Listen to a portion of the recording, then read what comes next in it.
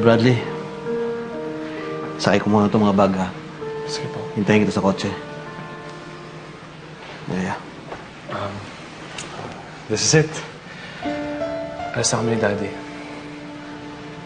Ikaw na bahala kay Diana. Alam, Brad, kahit naman di mo sabihin sa kanya, gagawin ko yan.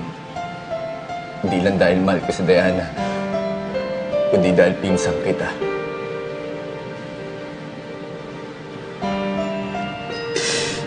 At alam ko rin kung gaano kahalaga sa'yo si Diana. Pero you know what? I never thought na darating tong araw na to. Magkakasundo tayo. Kasi Brad, aminin natin, bata pa lang tayo, wala tayong ginawa kundi mag-compete. Ayoko nang sinasapawan mo ako. Ayoko nang hinihigitan mo ako. Pero Brad, kahit na ganun ako, gusto ko na sabihin sa'yo na sobrang mahalaga ka para sa akin.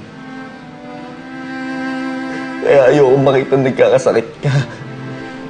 Kaya please, Brad, please. Nakikiusap ako sa'yo, magpagaling ka. Bumalik ka.